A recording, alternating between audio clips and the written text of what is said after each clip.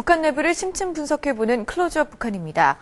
북한이 기존의 평등교육 대신 영재교육에 초점을 맞추면서 교육에서도 양극화 현상이 심화되고 있습니다. 우수한 학생들 반 선발에 교육하는 제1중학교에 지원을 집중하면서 나머지 일반 중학교에는 기초적인 지원조차 제대로 하지 않고 있는데요. 때문에 이런 영재학교에 입학하기 위해 일부 부유층에서는 자녀들에게 사교육까지 시키고 있다고 합니다. 클로즈업 북한에서 자세히 분석했습니다. 오늘 전국의 모든 학교들에서 희망찬 주체 100일 2012년 새 학년도 개학이 시작됐습니다.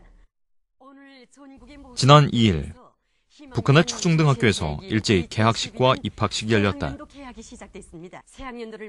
갓 입학한 신입생 학부모들이 자녀들의 첫 수업을 지켜보는 모습은 우리의 학교와 비슷하다. 북한은 해마다 4월에 새 학기를 시작한다.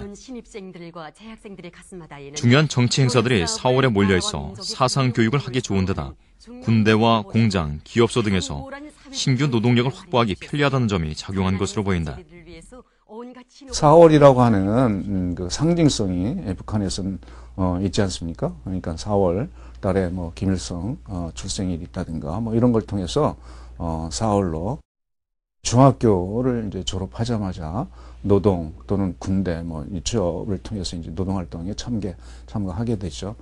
그래서 그 노동력 확보 차원에서 과거에 9월 신학기를 4월 신학기로 이제 옮긴 것으로 보여집니다. 북한의 의무교육은 만 5세부터 시작된다. 유치원 1년과 초등학교에 해당하는 소학교 4년, 중고등학교에 해당하는 중학교 6년으로 모두 11년간 의무교육이 진행된다. 북한의 학생들도 국어, 수학, 과학 등 우리와 비슷한 과목을 배운다. 다만 사회 과목이 없고 대신 김일성 일가의 혁명 역사 등 사상 과목을 필수로 하는 것이 특징이다.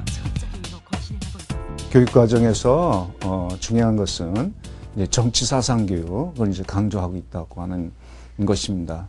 그러니까 소학교와 중학교 모든 이제 학교에서 북한에서는 김일성에 대한 우상화 교육, 김일성과 김정일 우상화 교육, 교육 과목으로서 김일성의 교시라든가 당의 뭐 중요한 방침, 지침 이런 것들을 이제 원문을 그대로 외워서 그에 대해서 뭐 이제 필기 시험을 보는 그런 형태로 되어 있습니다.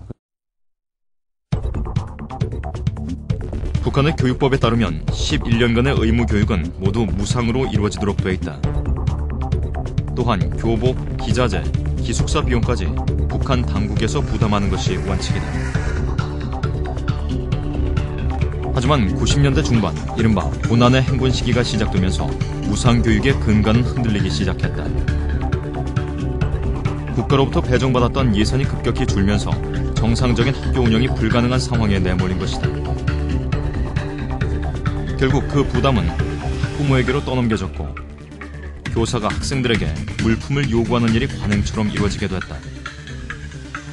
학교장이 학교를 운영해야 되는데 국가에서 대주는 게 전혀 없거든요. 그러니까 그 학교를 운영하자니까 교장이 교원한테 학급별로 얼마만한 돈을 더 이렇게 모아가지고 학교를 운영해야 되겠다 하면 그리고 학생들은 또 학급을 운영해야 되니까 또 학생들한테 주는 게 있으니까 저렇게 부가세가 좀 되게 많이 붙어가지고 교장이 하나를 말하면 학생들한테 내려가는 한 2개 정도? 3개 정도가 내려가거든요. 이처럼 학교의 요구가 늘어나면서 형편이 어려운 학생들을 중심으로 결석생이 늘어났다. 학교 밖으로 내몰린 아이들은 나무를 하러 가거나 부모와 함께 시장에 가 장사를 하는 등 생활전선에 뛰어들었고 그중 학업을 포기하는 아이들도 생겼다. 지역에 따라서 뭐 차이는 있지만은 도시 평양이라든가 도시 지역에서는 그런 대로 학생들이 이제 출소한다고 하지만은 농어촌이라든가 산간 벽지 이런 데서는 그런 식량 사정이 더 어렵기 때문에 한참 그 고난 행군 시기에는 출석률이 뭐 한 30-40% 정도는 정도밖에 안 되는 그런 학교도 이제 많이 있는 것으로. 북한은 2000년대 들어 영재 교육에 초점을 맞추고 있다. 과거 평등성에 초점을 맞췄던 교육 정책에서 과학기술과 외국어, 컴퓨터 분야에서 재능 있는 인재를 양성하는 방향으로 교육 정책을 대폭 변경한 것이다. 영재 양성을 위해 가장 먼저 한 것은 제1중학교 건설이었다. 99년에 전 그 시군 구역별로 각 시군 구역마다 제1중학교를 만들어라라는 지시에 의해서 200개 정도의 제1중학교가 만들어지게 됩니다. 제1중학교와 같은 어떤 영재 교육을 실시할 수 있는 그런 학교들에게 예산을 중점적으로 배분을 하고 있고요. 또 교사들 같은 경우에도 좋은 대학을 나오고 높은 어떤 교육적 수준을 가진 교사들을 집중적으로 제1중학교 중심으로 배치를 하고 있습니다. 평양 대동강 기슭에 위치한 평양 제1중학교. 과학기술 분야의 인재를 양성하는 우리의 과학부와 유사하다고 알려진 평양 제1중학교에 대해 김정일 위원장은 생전에 큰 관심을 보였다. 경야는 장군님께서는 평양 제1중학교에서는 무엇보다도 일반 기초 지식과 기초 기술 지식을 잘 가르쳐야 한다고, 이 학교를 졸업하면 누구나 다 여러 가지 공작 기계를 능숙하게 다루고 자체로 조립할 수 있는 능력을 지녀야 한다고 하시면서 여러 차례 새로운 실험 설비들과 생물 표본이 당국의 집중적인 지원으로 북한의 영재 교육은 일정 부분 성과를 거둔 것으로 보인다. 지난해 열린 제52회 국제 수학 올림피아드에서 제1중학교 학생들이 금메달 3개와 은메달 3개를 차지하며 종합 7위를 기록하기도 했다. 우리나라에서는 유수명의 학생들이 참가했는데 우리 학생들은 세상에서 가장 우월한 사회주의 교육지대에서 마음껏 배우며 쌓아온 실력을 잘 보여줬고 고도의 집중력과 사고력을 하지만 모든 지원이 제1중학교로 편중되면서 일반 중학교의 교육 환경은 더욱 열악해졌다. 지방의 일반 중학교들에서는 기본적인 그 학교를 운영하는 데 필요한 기본적인 기자재라든지 학교 시설 같은 것들이 지원이 안 되고 있기 때문에 그런 것들을 학부모의 부담으로 다 갖추어야지만 이제 교육을 진행을 할 수 있는 그런 형편에 놓여 있습니다. 이렇게 영재 교육이 강화되면서 제1중학교 입학 경쟁이 과열되기 시작했다. 동시에 상류 계층을 중심으로 사교육이 급격히 확대됐다. 사교육이 이루어지는 분야는 영어, 수학, 과학 등 입시 과목과 컴퓨터 등으로 한 과목당 과외비는 일반 주민들의 한 달 생활비에 맞먹는다고 한다. 주로 저녁시간 개인 교습 형태로 진행되는 사교육은 봉급이 적은 현직 교사나 명문대 학생들이 부업처럼 맡고 있다고 탈북자들은 전한다. 교사를 할 때 제가 총액 생활비가 2,750원이었습니다.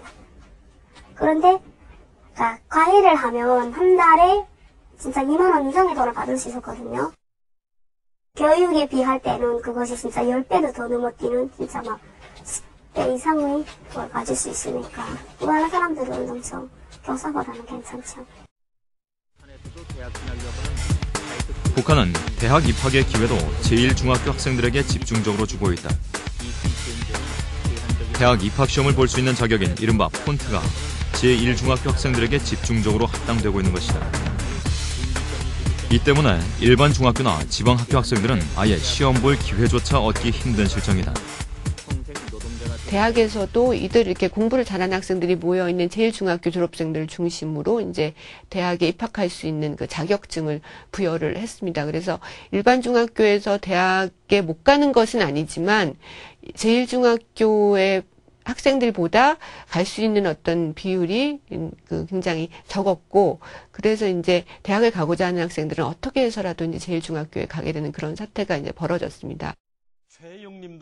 또 과거와 달리 당과 국가기관 간부들도 대학 졸업생들을 뽑도록 방침을 바꾸면서 대학 입시 경쟁률도 치솟고 있는 실정이다.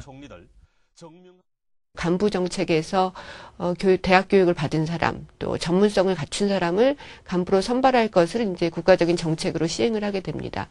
그러면서 대학 졸업장이라고 하는 것이 이제 사회적으로 가지는 사회적 의미가 이제 커지게 되고요.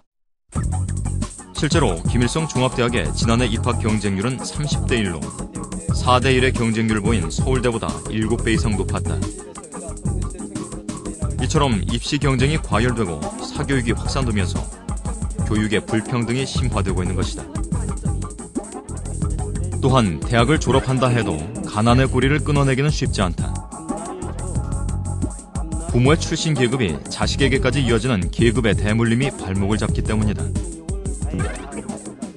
농촌 연고라는 게 있는데 아빠가 농장일을 하면 자식도 그게 계속 농장일을 해야 된다는 이런 법칙것들, 법이 좀 있어요. 그러니까 그런 농장집 자식들은 아빠가 노동자고 이런 노동자는 괜찮은데 농사를 짓는 집 자식들은 내가 아무래도 농사를 지을 걸 공부해서 뭐 하냐 막 이런 식으로 공부 그 자체를 포기한 학생들이 되게 많습니다. 북한은 교육 불평등 현상의 심화로 주민들의 불만이 커지자 지난해 보통교육법을 신설해 도 단위의 제1중학교를 제외한 나머지 제1중학교 200여 개를 다시 일반 중학교로 전환한 것으로 알려졌다. 하지만 사상교육을 우선시하는 교육정책과 자율성과 창의성을 허용하지 못하는 경직된 사회 분위기로는 북한의 공교육이 위기를 벗어나는 데 한계가 있다는 지적이다. 여러 가지 교수 방법 측면이나 어떤 교재나 또 교육 과정 측면에서의 개혁들은 계속하고 있지만 그것들이 실질적으로 교육 내적으로 교원들의 자율성을 강화한다든지 또는 학생들의 창의성을 촉발시키는 그런 수준으로 나아가지 못하고 있기 때문에 이런 식의 어떤 교육 개혁은 분명히 이제 한계가 있다 이렇게 생각이 됩니다.